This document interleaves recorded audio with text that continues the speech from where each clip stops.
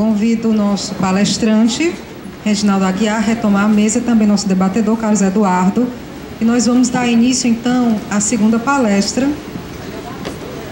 de Reginaldo Aguiar, do supervisor técnico do DIEESE. Ele que vai falar sobre análise social e sindical dos impactos da PEC 241. Bom dia a todos, um prazer estar aqui. Agradeço a organização do evento pelo convite para debater esse tema que, infelizmente, é discutido no nosso país neste momento, e é discutido de uma maneira em que o pensamento dominante, tanto no âmbito do governo como no âmbito do grande capital nacional, ele vem tendo uma expressão bem superior às críticas em que essa nova política fiscal defendida pelo governo Temer vem sendo feita, né? Acho que os sindicatos eles têm um papel importantíssimo na discussão desta PEC, desta proposta de emenda à Constituição. Na realidade, ela vem sendo debatida em todos os âmbitos como a única solução para os problemas que o país enfrenta, né? O professor Marcelo Lettieri demonstrou que, num primeiro momento, que a causa da crise que vivemos não está associada à elevação da despesa, mas à redução da despesa.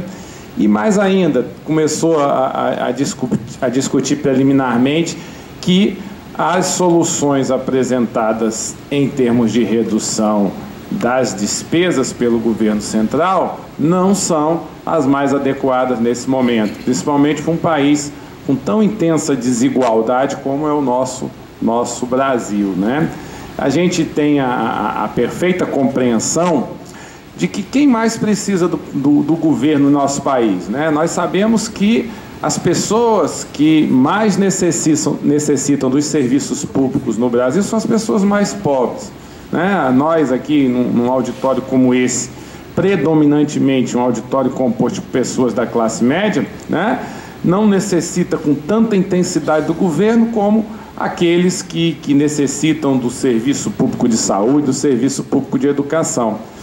Só um dado que não é muito difundido: 75% da população brasileira hoje tem como cobertura do serviço de saúde o SUS, né? Ou seja, apenas 25% da nossa população está coberta por algum tipo de seguro de saúde, algum tipo de plano de saúde. Quando falamos em limitar gastos, quando falamos que vamos apenas corrigir os gastos atuais pela inflação, né? Na realidade, alguns técnicos do governo Temer teimam em dizer que não será reduzido o gasto com educação, não será reduzido o gasto com saúde. Mas todos nós sabemos que os gastos com saúde eles são crescentes, mesmo são crescentes além da inflação. Uma série de motivos. Um avanço tecnológico, novos exames, novos medicamentos.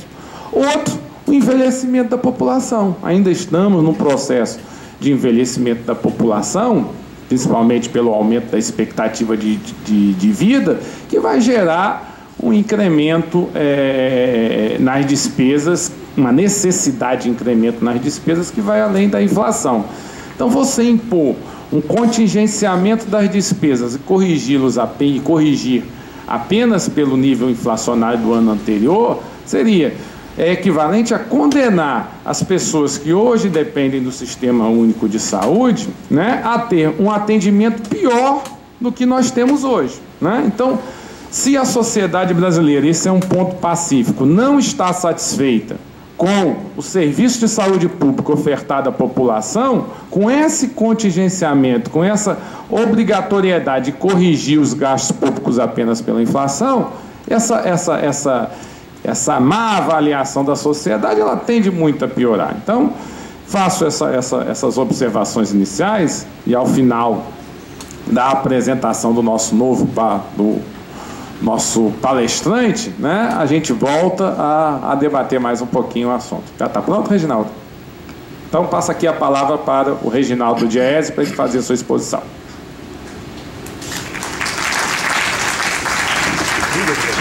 Bom dia a todos e a todas. Ui, a cadeira caiu.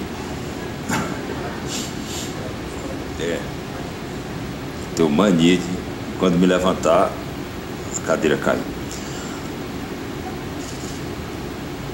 Eu fiz quando eu recebi o convite, que eu agradeço, me sinto até honrado, mas eu fiquei muito preocupado, que eu digo, eu vou falar sobre finança pública para fazendária, mais ou menos assim, como quem vai ensinar Pai Nosso a vigário. Eu digo, o que é que eu vou dizer para o pessoal, né?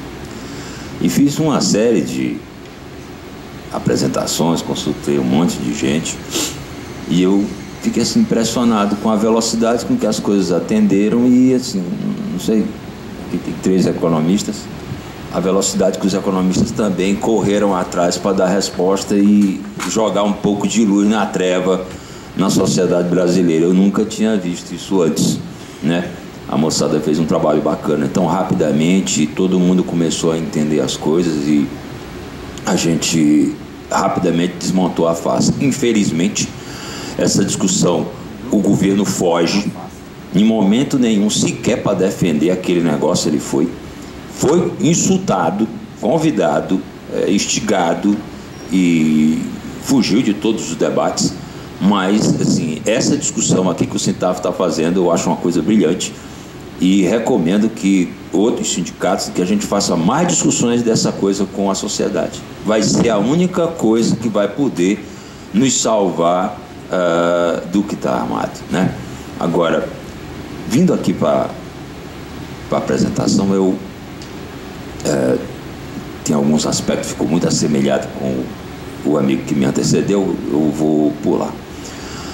O movimento sindical me ensinou uma coisa que eu acho muito bacana. Tudo que você vê que pareça lógico, ilógico, ele não é ilógico, ele é lógico.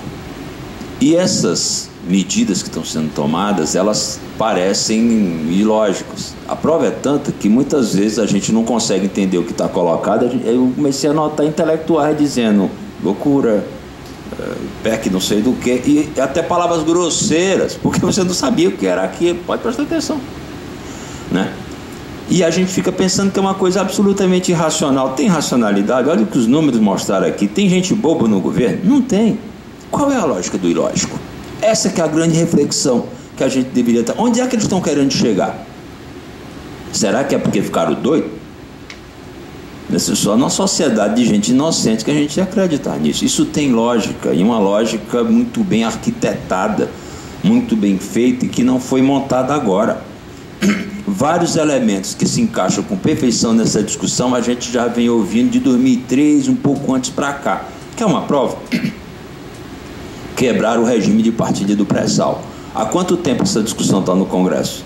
Zé Serra trouxe isso antes da eleição. Isso está fora dessa PEC? Tá não, gente.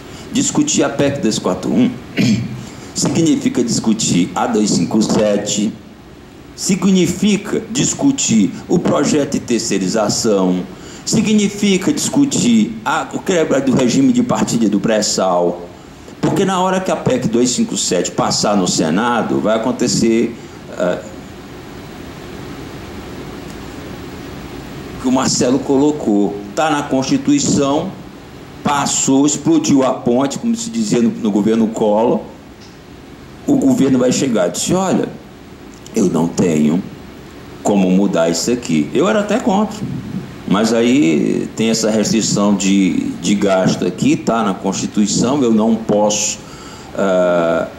mudar isso agora. Então agora, por conta da PEC 257, eu vou pegar o pessoal terceirizado, vou colocar dentro da despesa de pessoal e de repente vai acontecer o que eu vi acontecer no Banco do Nordeste com o ETN. Tinha um funcionário do ETN no BNB. Aí apelidaram o cara de panda, porque ele estava em extinção. Eu olhei para cá e disse, daqui um dia vai ter um fazendário ou outro trabalhando na Secretaria da Fazenda, vão criar uma categoria de fazendário substituto e vai ficar a minha querida Germana Souza ali, um panda lá, que é a única servidora. Vão contratar 3 auditor substituto, vão colocar lá e dizendo, olha, eu tive que terceirizar, e aí vem a saída legal. Vão terceirizar, né? Mas não é contratação direta. Vão botar uma cooperativa de fazendário, uma cooperativa de médico, cooperativa de uma OS, uma OCIP. exatamente para poder contratar essas pessoas, né? E dizer, não, tinha que tal. E essa coisa está armada. Quando você puxa para o lado do setor privado, uma coisa que vai acabar virando uma necessidade. As taxas de desemprego já estão crescentes. Não tem nada dado que essas medidas não. Olha aqui, o Marcelo colocou muito bem, né? Quando ele faz aquela primeira slide. Bem, a gente vai fazer esse ajuste. Isso vai conter as contas públicas. Isso vai gerar uma expectativa na iniciativa privada. Então, o governo não é mais gastador, porque o problema dele não é juro, o problema dele é despesa primária.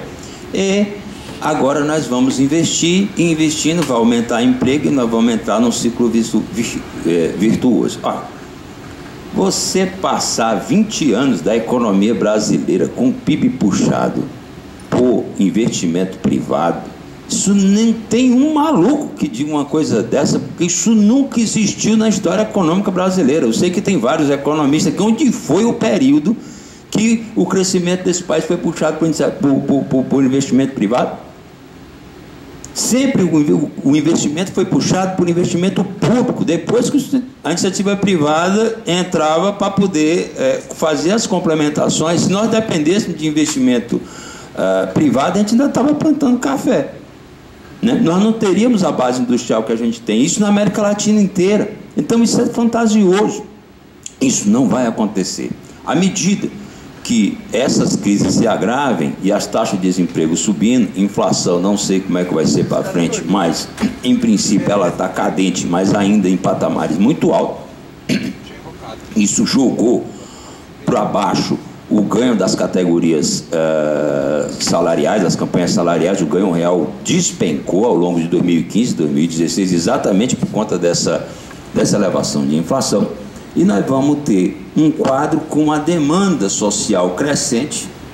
Aí a pessoa perde o emprego, já não pode pagar plano de saúde. Quando eu vou procurar o SUS, ontem eu tive que levar uma pessoa para um hospital público, eu olhei aquele negócio lá, com o volume de recursos que se gasta e a necessidade das pessoas, profissionais com esforço. A gente via que as pessoas tentavam fazer alguma coisa, mas as carências ainda são muito grandes. Isso deve aumentar. Com relação, e eu não estou conseguindo olhar essa discussão sem olhar como é que ficam os contratos, né? Então, você diz, não, vamos garantir, salvo engano, a PEC segura a questão do Fundeb, né? Não mexe no Pacto Federativo e o Fundeb deve estar fora da 241. O FIES, como você falou, é um financiamento. Olha, eu estava num sindicato, recebi um WhatsApp em que o ministro colocou uma norma mandando reduzir as vagas das universidades públicas.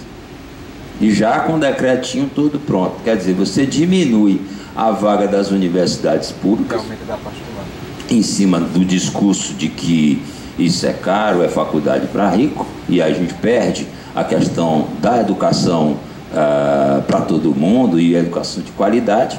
E você mantém o FIES, que como ele é financiamento, não entra na 241, não é isso? Com essa briga que está no mercado com empresas, inclusive, né, até aqui em Fortaleza, empresas americanas entrando nesse mercado, né? Então, a princípio, você tira o papel do Estado, e aí onde é que eu acho que a gente está, o grande ponto.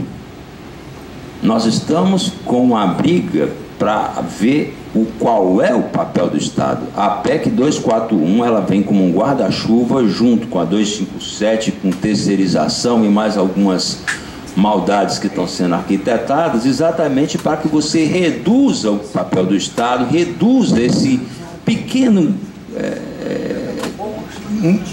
espaço de cobertura social, estado de bem-estar social que a gente tentou montar ao longo desses anos. Na 104, como bem frisou o Marcelo, você agora acaba a política do salário mínimo. Olha, o Alexandre Caliste do IPEA fez um levantamento que eu achei bárbaro. Ele criaram lá no IPEA um multiplicador keynesiano para você avaliar como é que essas políticas públicas afetam a distribuição de renda, né? E ele mostrando, olha, por conta da política do salário mínimo, ele tem um efeito multiplicador keynesiano bastante forte. Ele cresceu nessa questão da composição da renda. Isso fez com que, foi um dos importantes determinantes que fez com que a gente melhorasse as condições de vida, e o índice de Gini cai. Com a 104, aqui o item 104, agora essa política do salário mínimo acaba. Eu nem sei se ele vai, porque, salvo engano, é o que sobrar, é o que der. Ele não garante que vai ser a variação da inflação, como a gente vinha a garantia da inflação, a crescida do ganho real, que era o crescimento do PIB. Isso acabando, nós vamos garantir que o salário mínimo, que ainda não é nada que venha a transformar a sociedade, apesar desses aumentos, para vocês terem uma ideia, quando se pagou o salário mínimo a primeira vez no Brasil, foi em julho de 1940. A dinheiro de hoje, ele era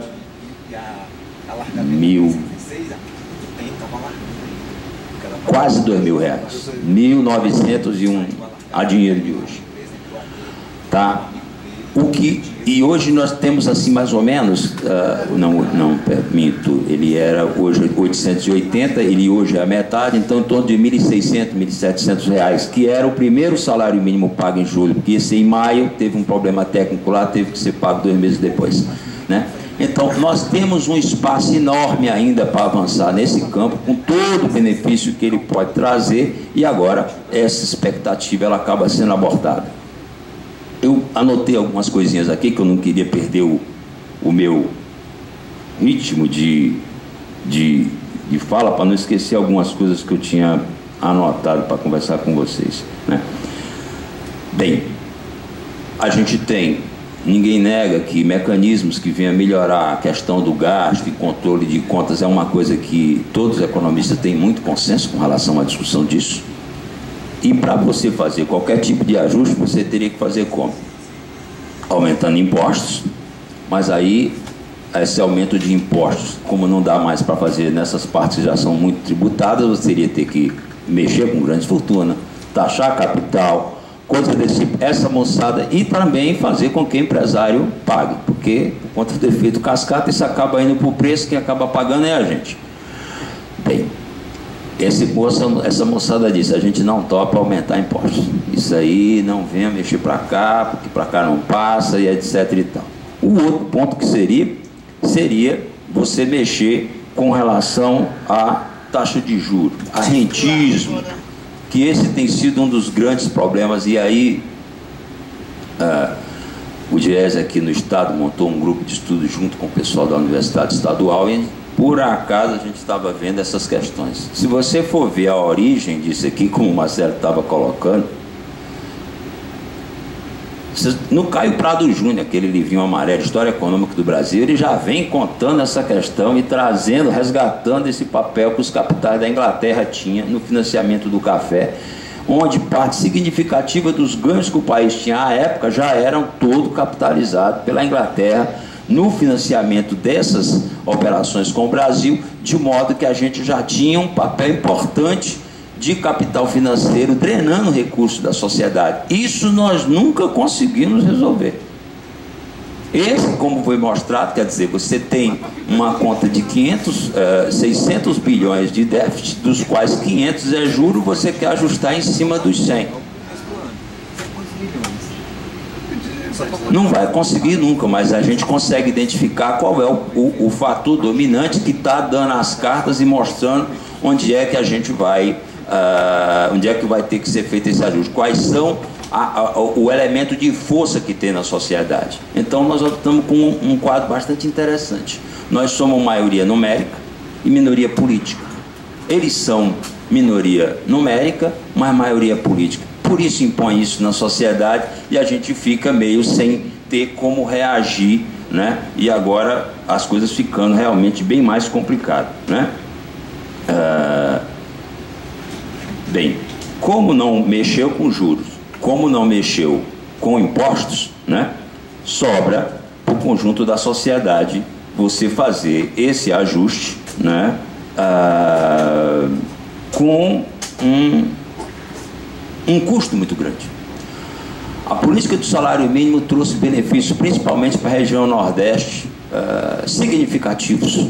Ela tanto diminuiu a pobreza, quanto ela aqueceu a economia, que tinha, você observa até que a região tinha, assim, uma coisa que eu comecei a observar foi muitas matrizes de empresas, filiais, aliás, de empresas que tinham lá. Como se via que a renda na região ia aumentar, você começou a ter até deslocamento de setores que sabiam que produzem produtos que têm produtos que são consumidos por essa faixa de gente que recebe Bolsa Família e praticamente salário mínimo, né? Bens de consumo de massa. Isso trouxe um benefício muito interessante para nós. E tem uma conta que a gente fazia o seguinte: a lei do salário mínimo, ela reza que o salário tem que ser para o trabalhador e sua família. Não tem que ser o cara trabalhar, botar o menino para vender cocada e a mulher para fazer bolo para vender na feira, para compor a renda, não. A lei diz que tem que ser o suficiente para o trabalhador e sua família. Agradecemos então os comentários do nosso debatedor. Vamos abrir para o período de debates. Gostaria que vocês se inscrevessem comigo e para que cada um possa, né, em 2, 3 minutos, fazer a sua pergunta, tá? Então, pela ordem, Ana Maria. Eu vou levar o microfone.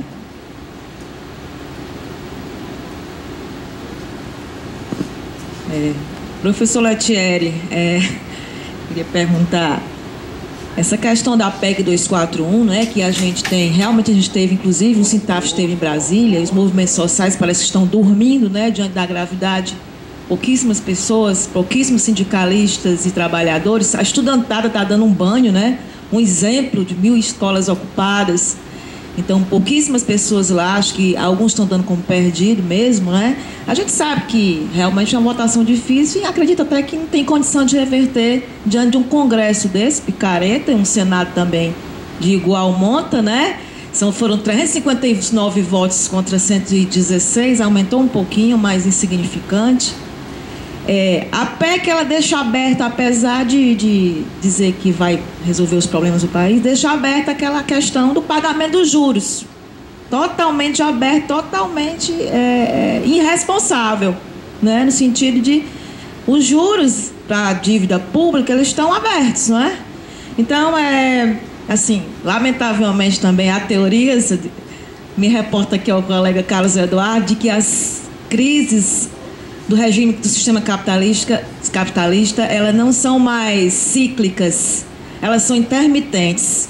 Elas voltam de uma velocidade e da repercussão que derruba tudo que se conseguiu no período anterior. Lamentavelmente, há teorias que dizem que essa crise não vai passar, ela volta, ela vai e volta, ela é intermitente, né? Então, eu queria saber, a pergunta para o professor, diante de, inclusive, alguns acham que os estados e municípios não vão sofrer de imediato impacto, mas técnicos do FMI estiveram aqui no Brasil, nas vésperas da eleição do primeiro turno, e fizeram um relatório dizendo que a PEC é muito boa, mas tem que aplicar para os estados e municípios. Ilusão acharmos que é só federal, vai chegar para o estado. Sim, já chegou aqui no estado do Ceará com reajuste zero do governo do estado, não é? Então, é a aplicação da PEC 241 já no governo do estado. Então, assim, é ilusão achar que não vai chegar. Acho que talvez seja uma das razões do movimento sindical estar totalmente parado, né? Vai chegar, sim, o FMI, através de seus representantes, já esteve aqui, não é?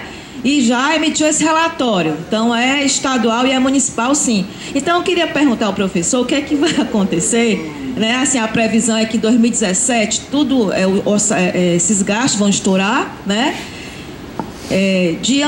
Nós estamos com um déficit de, se eu não me engano, 2,7, se eu não me engano, né? Mais ou menos, né? 2,7% do PIB, né? 2,7% do PIB. O que é que vai acontecer com esse país? Se a perspectiva, inclusive, não se dizem, mas é de aumentar para um superávit de 3,5%. Né? A gente percebe que a grande estratégia, o grande motivador é garantir o pagamento de juros a bancos internacionais e manter o mercado financeiro funcionando. Né? A gente tem essa visão, que é a visão neoliberal, que não funcionou aqui no país no governo Dilma, que aplicou o ajuste fiscal no segundo mandato com seus ministros neoliberais e não funcionou. Alguns defendem o ajuste fiscal, mas infelizmente a gente sabe que não funciona, nesses moldes aí que a gente já conhece, né? Então a pergunta é, o que é que o senhor acha que vai acontecer com o superávit de 3,5% diante da situação que a gente está? Vamos só fazer um bloco de 3 perguntas para vocês anotarem e a gente... Andrei.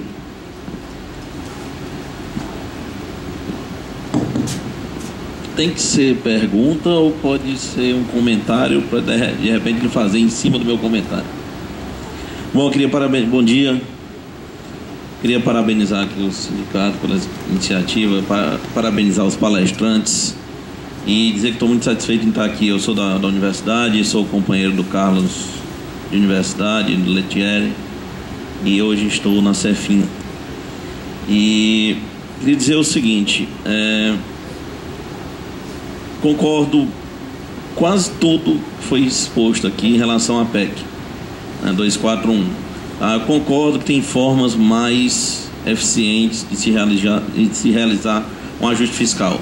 Tributação de grandes fortunas, eu acho que é um ponto pacífico, que o PJ, especialmente o PJ, usando o termo, né, do nosso amigo, paga muito pouco imposto, a gente também sabe. Eu acho que seriam saídas muito mais elegantes, muito mais tecnicamente corretas para um programa de ajuste fiscal. Agora, eu sou muito otimista em relação ao país e em relação a tudo que é feito para tentar consertar o que tá errado, né? Então, em cima disso, eu vou fazer algumas considerações que eu acho que devem ser feitas. Essa é a minha forma de pensar particular, né? Então, em cima da apresentação do Lettieri, questão dos juros, né? Acho que juros é um problema sério no Brasil, né? Mas a gente já mostrou que a gente consegue diminuir isso. Já tivemos juros de 40 e já tivemos juros de 7, né? 2 momentos bem distintos da economia brasileira. E o Brasil é um país complicado, né? Muito complicado, porque o povo é impaciente.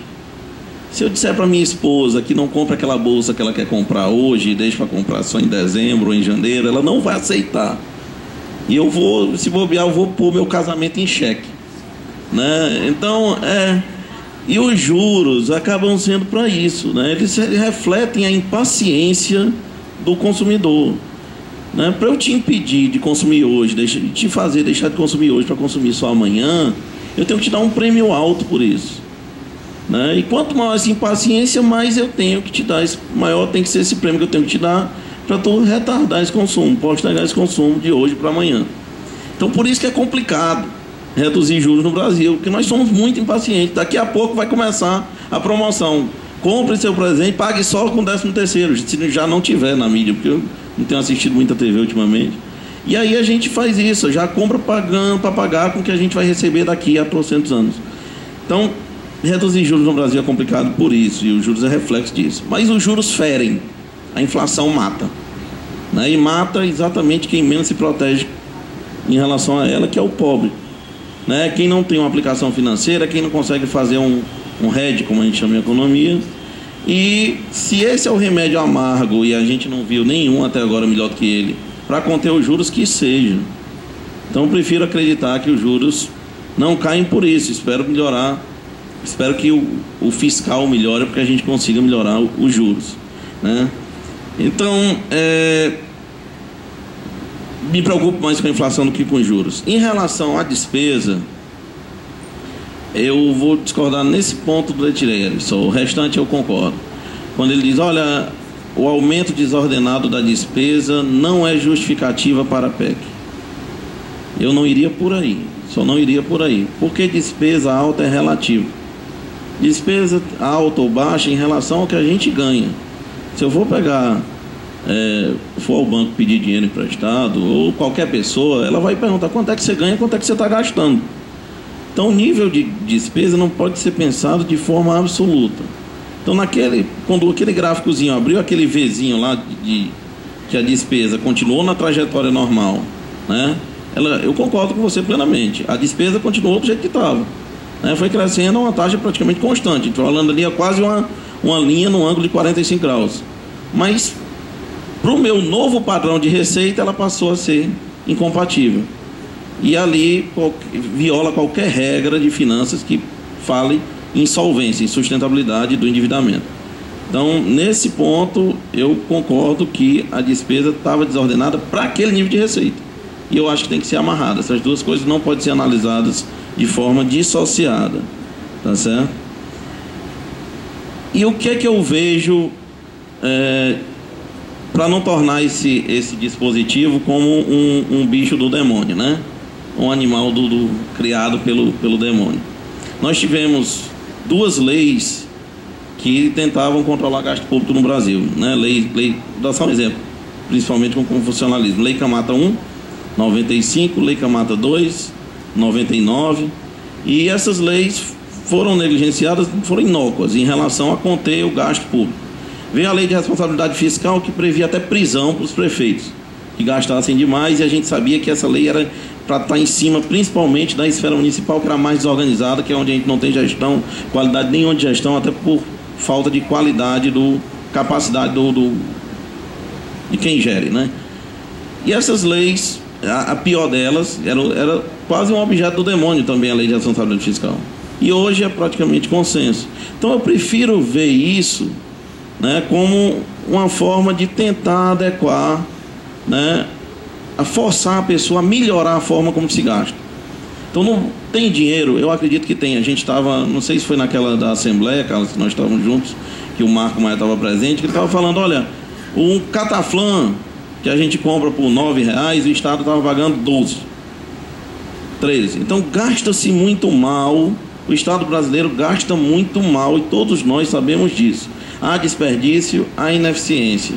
Se isso é uma ameaça, crível ou não, para que tentemos melhorar a nossa forma de gastar, que seja. Então eu prefiro pensar assim, como eu disse, sou muito otimista.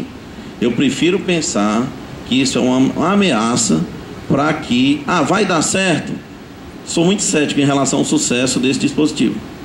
Não acredito plenamente no sucesso disso, não. Acho que tem muito cis para que isso dê certo. Assim como as duas leis não deram. Tá? Mas eu acho que vale a iniciativa. Então, não vou me alongar muito. Eu acho que eram esses os pontos. Só para polemizar um pouquinho para o lado de não ver isso, mais uma vez, como um objeto criado nas profundezas. Tá certo?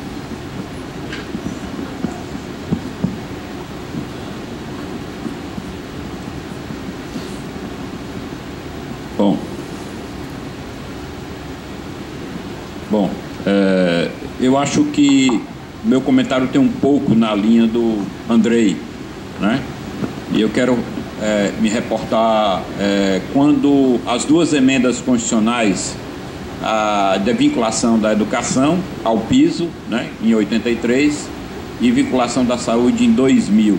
Nós fizemos uma vinculação com a Receita e nessa trajetória nós não discutimos indicadores da qualidade do gasto, em nenhum momento, né? Isso demonstra a involução que a gente teve com essa PEC sobre a questão da educação fiscal. O governo fez questão de empurrar esse processo e não abrir um amplo debate sobre cidadania fiscal, sobre a educação fiscal. Isso é que é o mais lamentável. Está perdendo a oportunidade de abrir um grande diálogo com a sociedade sobre: eu estou passando de piso para teto, mas em nenhum momento eu estou influenciando que medidas de controle da qualidade do gasto eu vou implementar. Então, é um processo de deseducação fiscal. É um processo de deseducação fiscal porque eu só pego a despesa primária, né? E eu não explico à população que esse conceito eu introduzi recentemente, né, na contabilidade governamental, sem explicar à sociedade o que é a despesa primária. E eu extraio dessa PEC uma discussão que eu poderia ter no âmbito da Receita, da administração tributária, da integração dos fiscos e da questão da taxa de juros. Então, Reginaldo, quando eu faço esse tipo de coisa e eu abro um espaço para lançar debêntures no mercado, eu também, rapaz, preciso discutir por que a Procuradoria da Fazenda Nacional só recupera 1% da dívida ativa. Eu tenho um espaço enorme para fazer uma discussão de recuperação da dívida ativa. Abre-se espaço para isso aí. Então, na linha do Andrei, a gente tem que pegar essas dificuldades, esses impasses, esses imbróglios que o governo que não está legitimado está aí, para que a gente faça também uma reflexão, o que é que nós podemos fazer para contrapor esse processo, certo? Pegar toda essa situação aí e avaliarmos. Será que a gente, em menos de 10 anos, nós duplicamos a desoneração, o gasto tributário, e isso foi o caminho? O que é que a gente pode fazer para se contrapor a isso aí? Quer dizer, concedemos incentivo fiscal a sal, que é inelástico, né? Então, não tivemos resultado sobre isso aí. Eu acho que a linha é essa. Cabe a gente fazer uma discussão mais ampla e provocar, né, os instrumentos sobre isso aí. Só para dar um dado aqui a vocês, estava discutindo até com o Lettieri, o próprio FMI saiu com a publicação agora, o Fiscal Rules, né? Que ele demonstra 88 países que implementaram medidas de controle de gasto. Dos 88 países, 84% trabalhou com gasto real e com gasto financeiro também, né? A dívida da Europa pelo continente europeu, ela pode ir até 60%. Por que o Brasil não trabalha a questão dos juros? Isso virou uma coisa impeditiva na relação desse governo que está aí.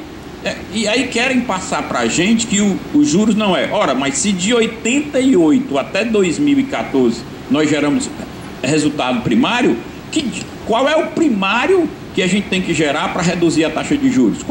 Que resposta é essa? Isso é educação fiscal. Isso é educação fiscal. Qual é o primário que a gente precisa gerar para ter uma queda de juros? Se a gente passou de 2008 até 2014 gerando superávit primário, ficou impeditivo no âmbito do governo. Então, vamos pegar essa situação. Eu acho que eu estou um pouco na linha do Andrei. Vamos pegar essa situação e verificar o que é que a gente pode provocar, induzir um outro debate. Qual é o outro paradigma? O paradigma é de um novo padrão de educação fiscal no país. Então, também na linha de comentário aí para vocês. Obrigado. Encerrando então esse primeiro bloco, nós temos só mais um segundo bloco, então já encerrando as inscrições. Queria ressaltar para vocês que os certificados estarão disponíveis no site da Fundação Sintaf, que é fundaçãosintaf.org.br. Na aba Cursos, tem um link lá chamado Emitir Certificado. Então, daqui a 15 dias, né, nós vamos deixar disponíveis lá no site da Fundação Sintaf. Aí, quem quiser, imprime, né, o seu certificado. Então, passando a palavra então aos nossos palestrantes.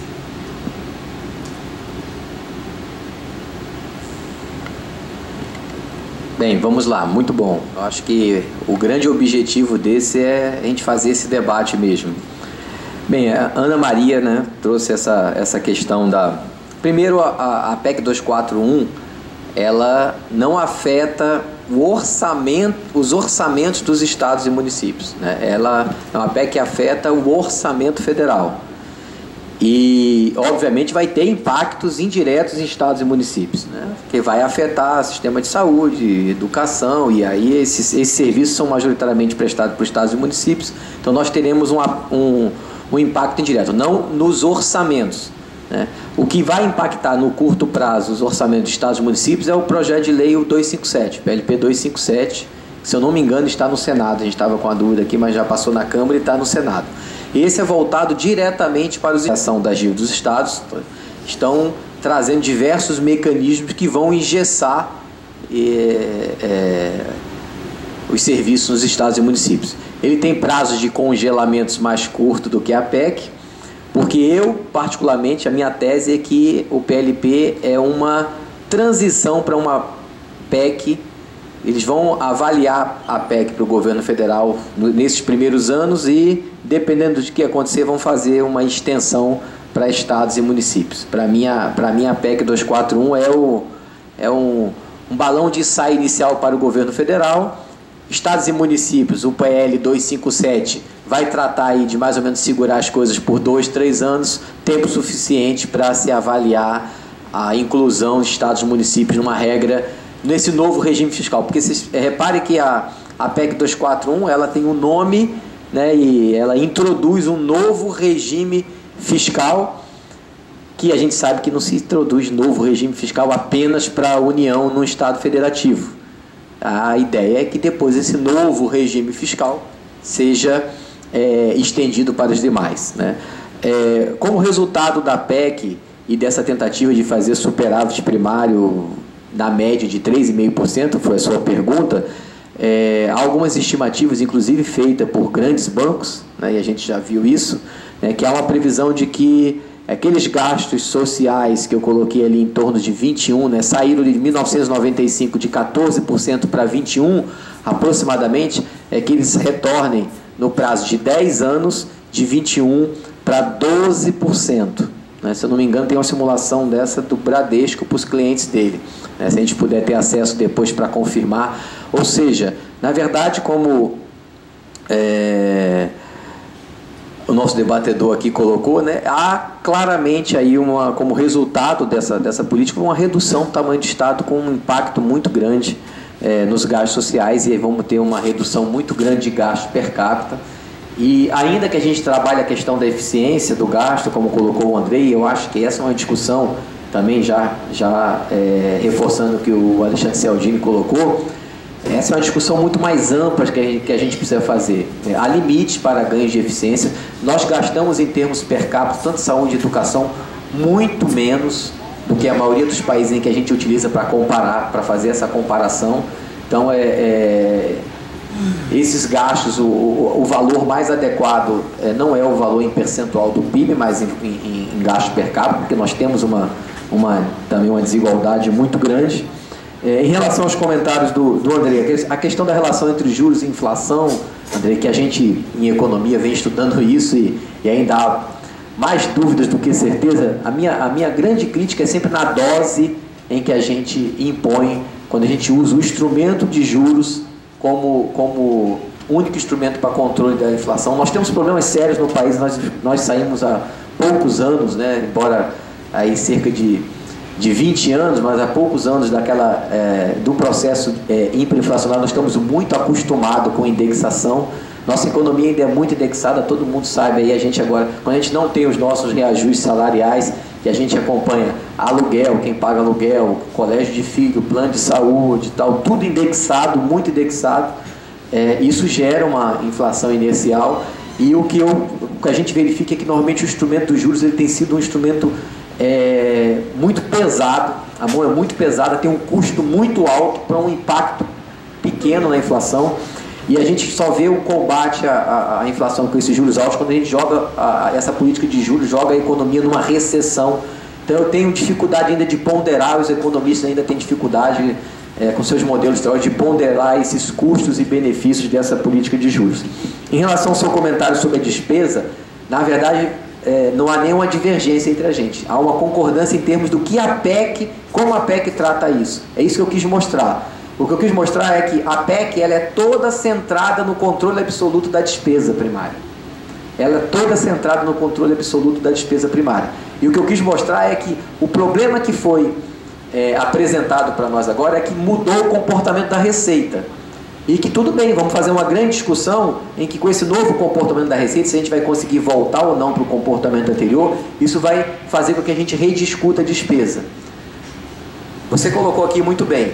Se voltarmos ao crescimento econômico e a Receita voltar à sua trajetória acompanhando o crescimento da despesa, isso não teria efeito sobre a dívida pública, mas nós não vamos poder utilizar isso com a PEC, porque isso vai ser tudo jogado para o controle está sendo absoluto na despesa. Então, o objetivo aqui, eu não quis dizer que o crescimento do gasto é para a gente ignorar, não, porque o que eu quis mostrar é que o argumento da PEC é todo em cima da despesa, como se tivesse havido um descolamento do crescimento da despesa em relação a ela mesma. Ou seja, a gente mudou o patamar, como se houvesse, a despesa estava crescendo 2% ao ano, passou a crescer a 10%. Opa, esse é um problema sério. Mas não, ela vem crescendo em taxas constantes, né? Então, quando a gente mostra o gráfico com dados nominais, é interessante que ela vem uma exponencialzinha bonitinha para mostrar que a taxa de crescimento é relativamente constante. O que evidenciou nossos problemas de financiamento, né, ou o problema de controle do nosso endividamento foi quando a receita despencou.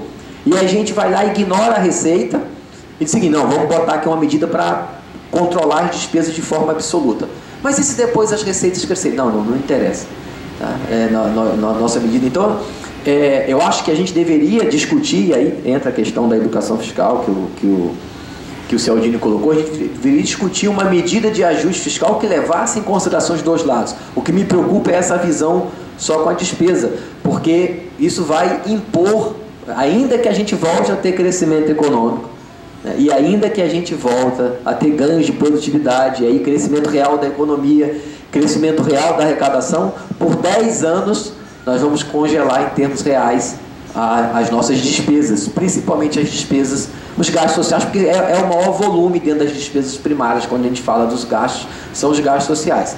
Então a minha grande preocupação é essa, porque você engessa inclusive a capacidade de fazer política fiscal com a PEC, você engessa totalmente. E a gente sabe que não dá para ficar fazendo uma PEC a cada 2, 3 anos, para a gente tentar aprovar. Isso tem um custo político muito grande. Eu não tenho dúvida que dá para a gente enumerar tranquilamente os grandes perdedores com essa PEC, que não vai ser todo mundo também.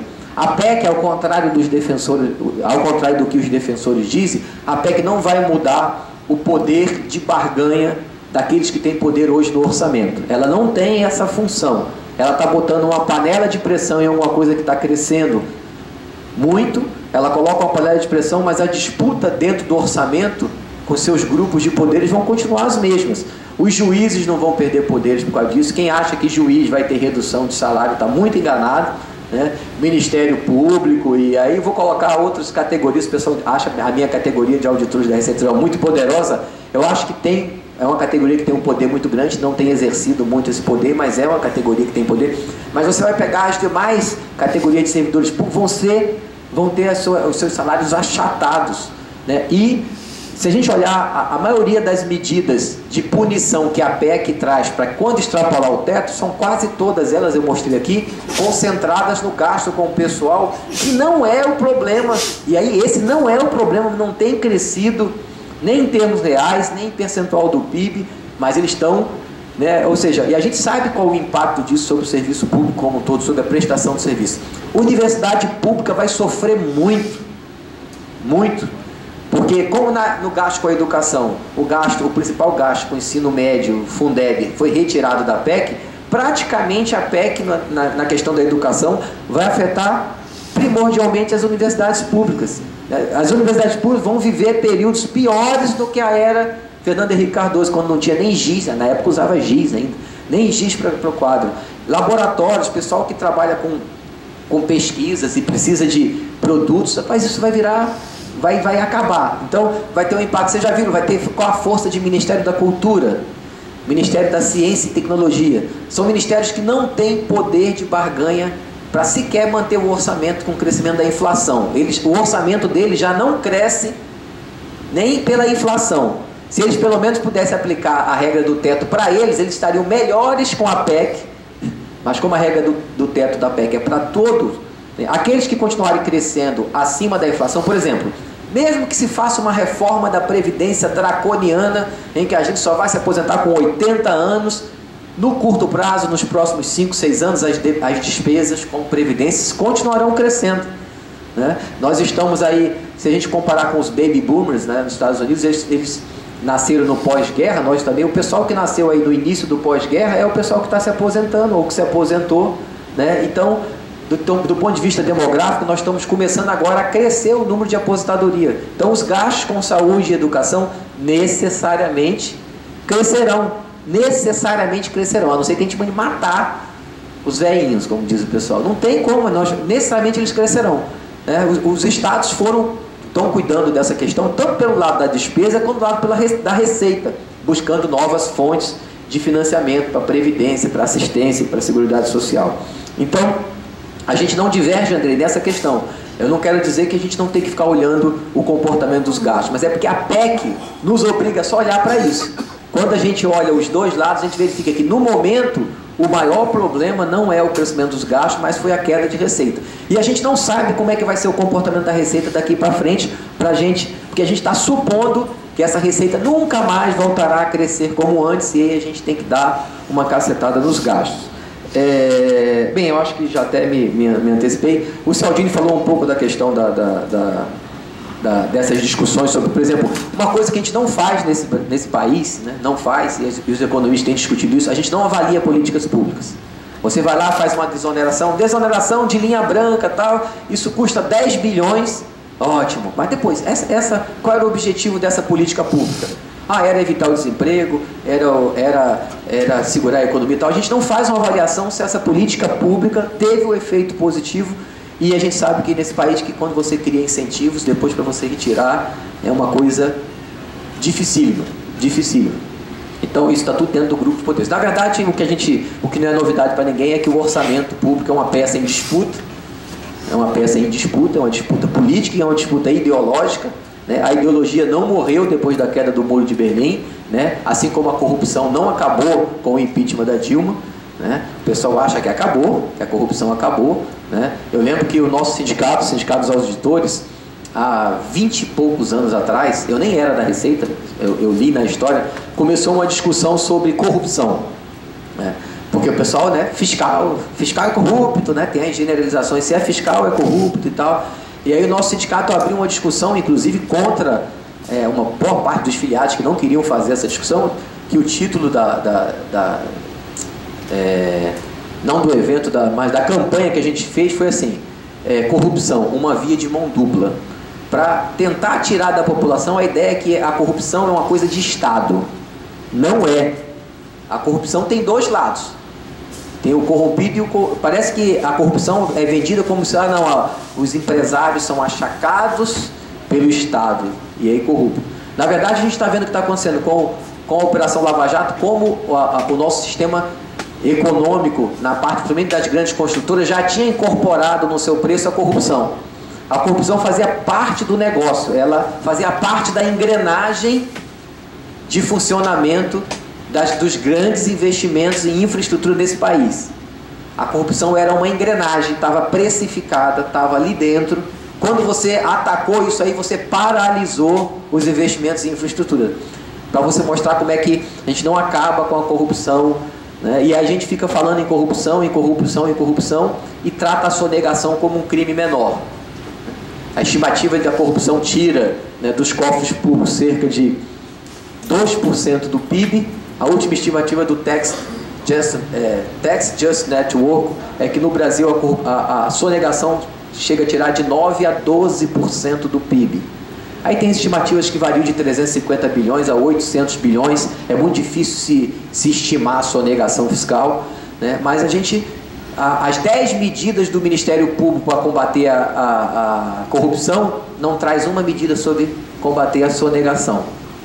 E a sonegação é uma das mães, é a fonte da corrupção, é a fonte da lavagem de dinheiro. Mas no nosso país esse é um mal menor. Tanto é que, embora a gente tenha aqui a extinção da punibilidade pelo pagamento, ou a suspensão da punibilidade pela simples parcelamento do tributo. Ou seja, é um crime que compensa. Eu vou lá e tento cometer o crime de sonegação. Se o fisco me pegar e realmente depois eu não conseguir de forma nenhuma me defender administrativamente com os advogados na justiça, quando for antes da denúncia, eu vou lá e pago. E aí pago o crime, que é um elemento, né, de enforcement, de imposição da lei, utilizado no mundo inteiro no campo da sonegação. No Brasil a gente abriu mão, né, desse instrumento de imposição da lei. Mas eu já vou, ainda talvez tenha novas perguntas, não sei se o Reginaldo quer fazer alguns comentários também. Neto? Deu uma saída. Neto? Eu acho que é... Vem já. Enquanto ele não vem... vamos lá. A Ana Maria falando sobre a questão de juros, né, fora da PEC. Isso tem por quê? Por que aqui ninguém toca nisso? Eu acho que é o fato, vocês chamam assim, o fato gerador do imposto, Eu acho que aqui a conta de juros é a nossa cruz, é o fato gerador dos dramas que a sociedade vive. Isso drena recursos da sociedade de uma forma muito cruel, né? O Andrei, na provocação, os juros, ele não tem essa punição para o cara que é ansioso, porque como o nível dele é muito alto e você não encontra paralelo no mundo, para você comprar um produto qualquer, aí você chega lá na loja, o cara diz, não, você não tem juros não, quanto é? R$1.000, você paga 10 de 1.000. Só que ele deixa que ele custou metade. E você compromete a renda das pessoas durante 2, 3 anos para comprar uma máquina de lavar, para comprar uma geladeira, para comprar o que for, para você saciar essa sede louca de juros, e a gente não consegue, porque isso aqui apenas 5 bancos tomam conta de todo o sistema financeiro brasileiro. Ou seja, a nossa produção, é até por isso que a inflação não cai. Nós temos um sistema completamente oligopolizado. Então, assim, não é tão simples e não é uma coisa que o cidadão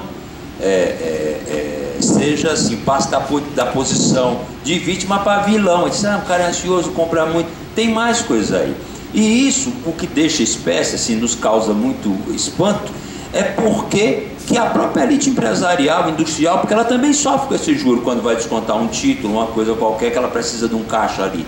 Ela seria uma que deveria estar entrando nessa briga por conta de juros distorcivos.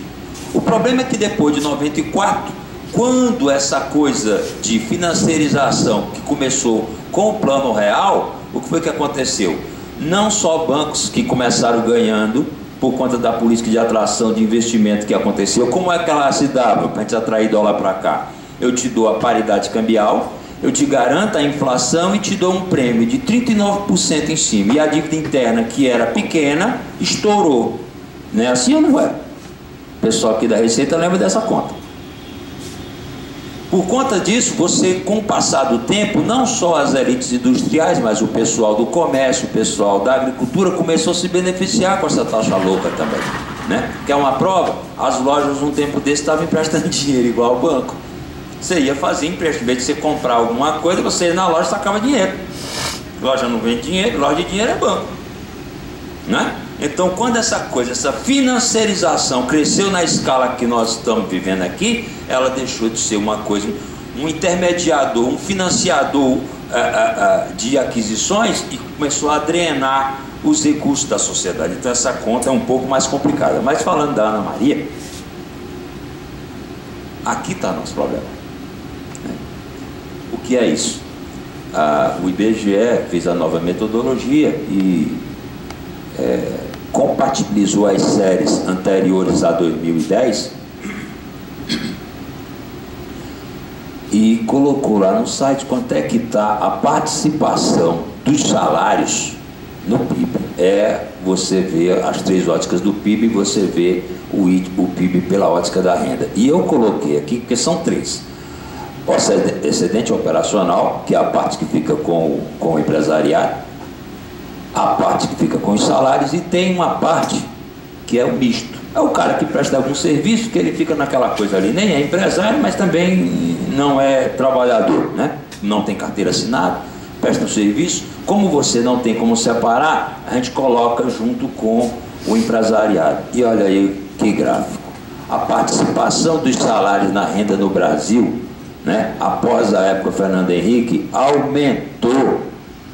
A elite, as oligarquias que tomam conta desse país não aceitam isso aqui nunca. O Henrique Meirelles já reclamou disso aqui. O Temer já reclamou disso aqui. Durante a campanha, o ministro da Fazenda do Neves, foi do Banco Central, Armínio Fraga faltava chorar, dizia classicamente: os salários não podem aumentar tanto como estão aumentando. Era isso aqui. É essa disputa pelo PIB que está colocada na sociedade. É essa, porque na hora que parte disso aqui não é só dinheiro no bolso, não. Aqui tem Previdência, aqui tem Bolsa Família, todas essas partes que são apropriadas pela parte do trabalho, isso e outra coisa. À medida que esse aqui sobe, quem é que cai? A parte que fica com o capital. Entendeu? Então, à medida que isso aqui suba, o capital fica numa posição menor. E ele não vai admitir isso jamais. Só concluindo, pode tirar. Ela fala também, Ana Maria, fez uma... Maria, que Deus me perdoe pelo que eu vou falar sobre essa questão do movimento sindical parado. O movimento sindical, ele é mais racional do que cálculo de física.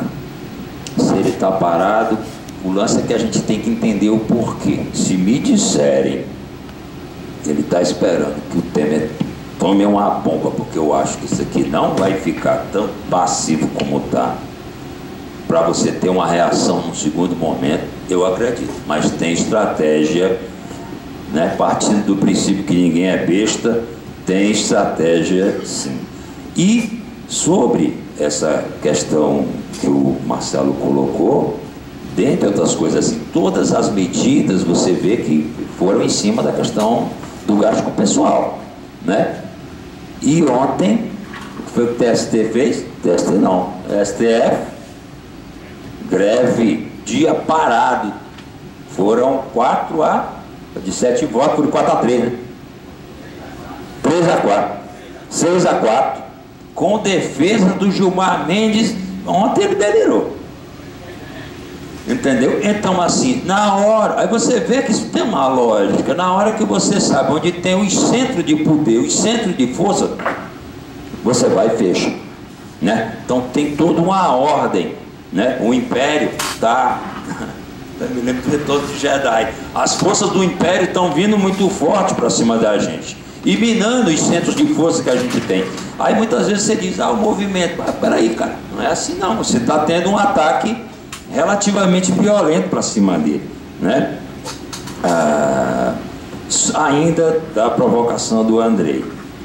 Parte daquelas receitas que caem e das despesas que se mantém, como é que ele vai? Você viu ali, ele mostrou que quem cresce, até na nota técnica, que quem cresce significativamente é a despesa com aposentadoria. Como é que você, de um ano para o outro, diz, não, agora eu não vou mais pagar aposentado? Isso é gestão pública, tudo é por decreto, tem tempo, tem prazo. Você não pode, por uma queda de receita que pode cair rápido, você dizer que tem certas despesas obrigatórias que você tem que manter, tá? Logo em seguida tem o impeachment, não deu nem chance de reação. A outra coisa que a gente tem que ver é que um dia desse, né, os Estados Unidos estavam com um problema com o orçamento e o Obama precisando aumentar o seu limite de gasto. O que foi que aconteceu? O Congresso americano disse não.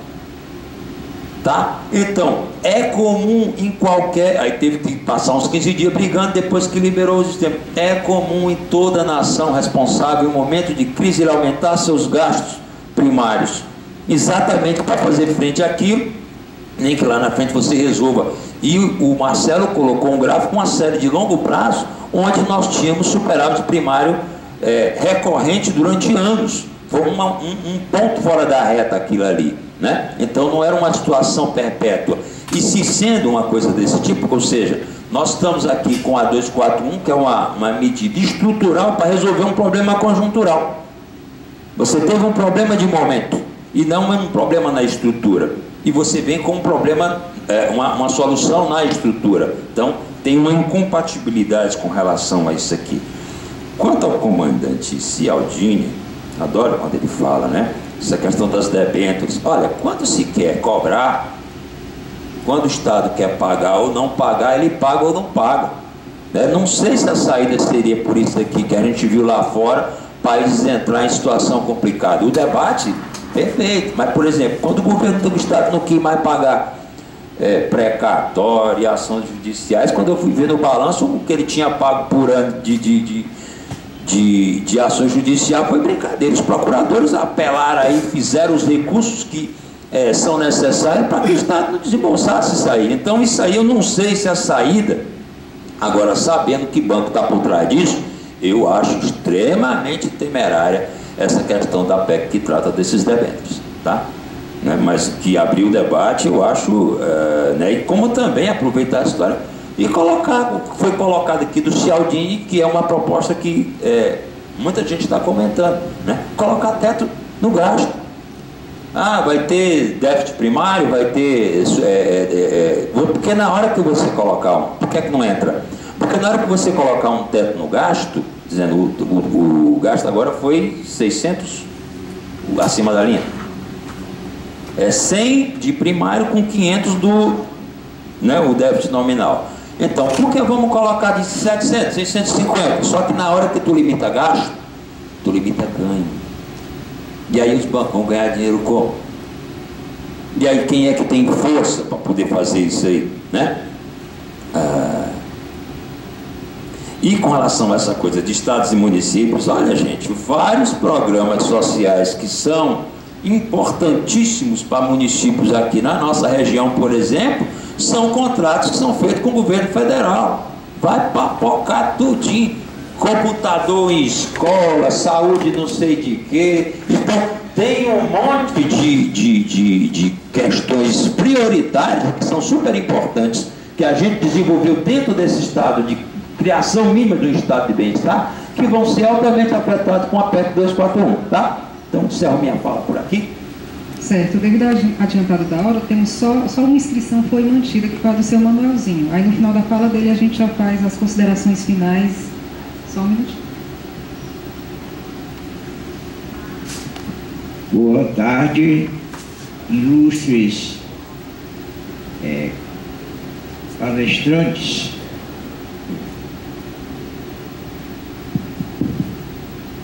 Vou repetir. Boa tarde, ilustres palestrantes. Eu, como aposentado aqui nesta casa, que tenho o prazer de vê-la como está hoje em todo o estado do Ceará. Então, quero dizer e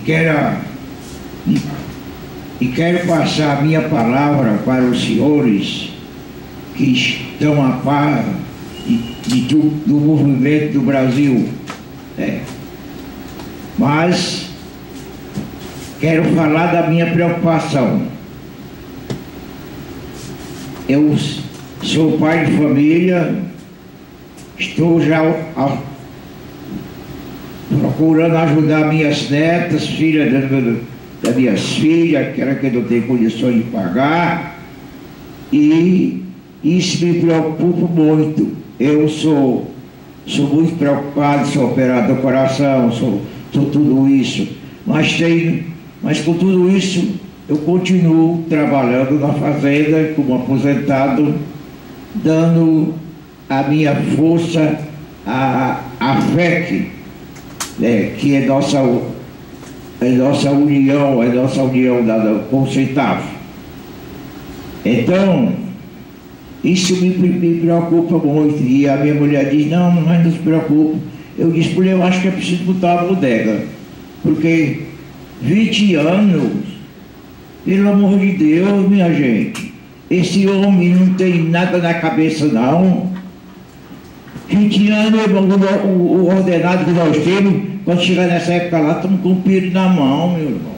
Pelo amor de Deus, anote isso aí e leve isso para quem pode fazer alguma coisa por a gente. Eu assisto o Senado quase todo dia.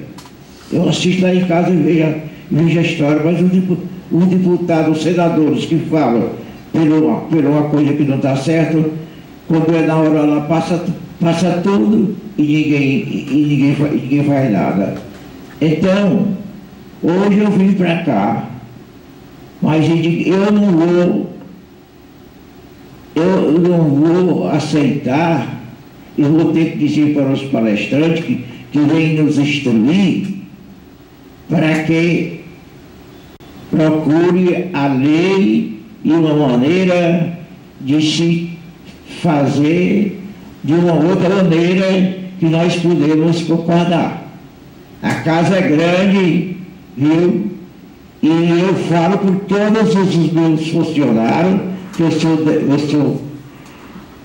delegado do partido, do CETAF, E todos os outros são, os novos tem as crianças para estudar, para ajudar até o fim. Eu já tenho 91 anos, quase. Vou completar agora em dezembro. Viu?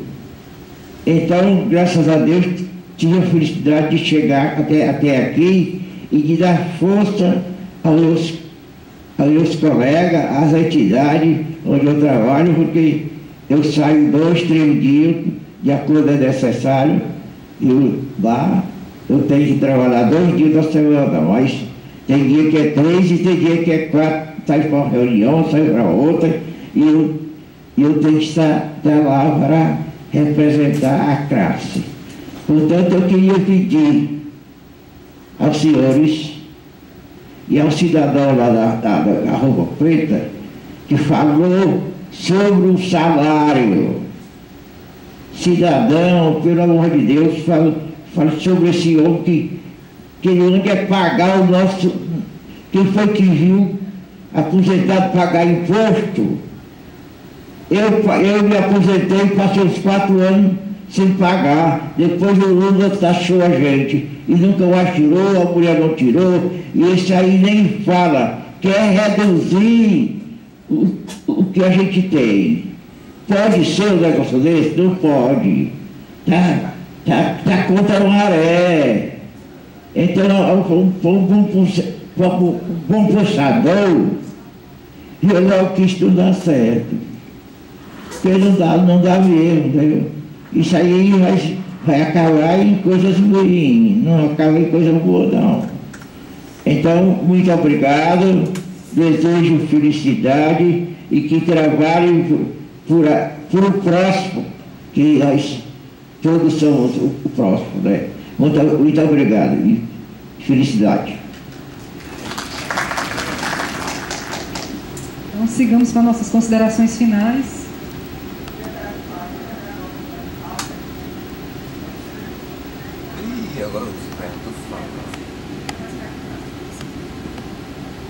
É assim, né? Minha pergunta é bem direta, né? Domingo agora vai ter eleição e ambos os candidatos, eles falam que vão fazer concurso público. Como eu vi aí que com a aprovação da PEC irá ficar congelado em 20 anos concurso público, a minha pergunta é, mesmo assim, o gestor querendo, ele vai poder fazer concurso público?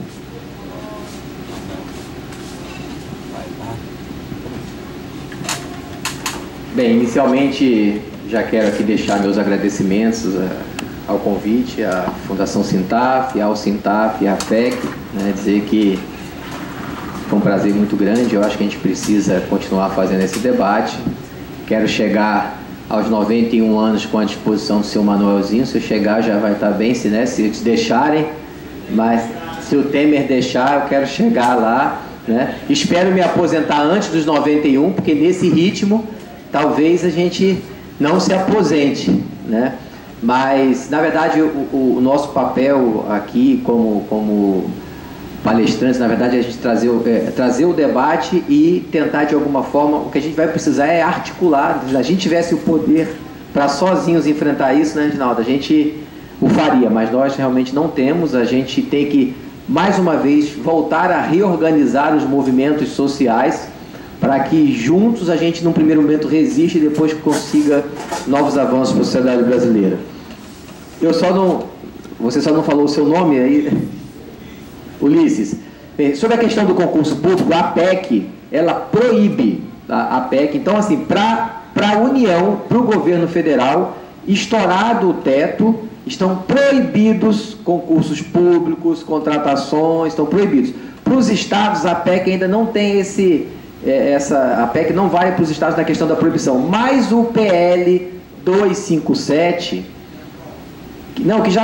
esse já está mais avançado que a PEC, ele já está no Senado, né? O PL 257 faz a mesma coisa que a PEC, se os estados descumprirem algumas regras que foram colocadas lá, por 2 anos, para os estados. A PEC, eu não sei se ela afeta os municípios, Acho que não, é só para os estados. Em relação aos municípios, né? Campanha política, todos os candidatos estão prometendo tudo, né? Se Aldine já foi secretário de Finanças, sabe que depois todas as promessas às vezes não cabem na conta, né? Se for fazer tudo aquilo, 1.000 UPAs, 50 mil arenas e não sei o que e tal, né? Realmente não cabe na conta pública, mas né, em campanha eleitoral, né, não se discute orçamento público, não é, Aldine? Em campanha o orçamento é aí sim uma peça de ficção. Ele só tem o lado das despesas e depois a receita se vire, ok? Então, não sei se quer fazer algum comentário. Pode. Agora, por enquanto pode. Então, agradecer mais uma vez a todos. Eu sei que já está na avançada hora, até as 12h30. Agradecer aos que permaneceram. É natural a saída de alguns, assim que a gente sabe que tem que pegar filho, escola e tal, então a gente já está acostumado e tranquilo quanto a isso. E mais uma vez, parabéns aí às entidades que organizaram o evento, e nós somos parceiros, temos que continuar levando esse debate para a sociedade, para que em 2017 a gente consiga resistir. Estamos torcendo aí para que aconteça alguns entraves aí no caminho do governo, para ver se ele não aprova essa PEC 241. A gente não pode se dar por vencido. A preço de hoje ela está aprovada, né? Mas, como nós temos uma dinâmica que também não está sob o controle do governo, eu espero que, né, a gente, infelizmente, tenha que torcer para algumas pessoas que não vale a pena torcer, mas espero que a gente consiga ainda resistir a essa PEC 241, que vai ser um instrumento de desmonte muito grande do Estado. Muito obrigado. Gente, parabéns às entidades que promoveram o debate, parabéns à paciência de vocês por nos esperar até agora, tá? Mas eu acho que é isso. Nós não podemos nos dar por vencido. Foram muitos ataques ao longo dos últimos meses, mas eu estou vendo que à medida que a poeira está assentando, os movimentos estão começando a se rearticular. Quer uma prova? Isso aqui. Quanto tempo faz que eu não vi o Sintaf fazer uma atividade como essa, pelo menos que eu tivesse visto e etc. E eu estou vendo várias entidades começando a puxar essa discussão. Parece-me que à medida que a poeira baixa, as pessoas estão começando a encontrar rumo. Certamente, teve uma coisa que a Ana Maria lembrou bem, que a meninada está na rua puxando a luta, né? Então a esperança não vai morrer nunca, até porque nós não temos como ficar parado, tá? Obrigado. Então, obrigada a todos, uma boa tarde.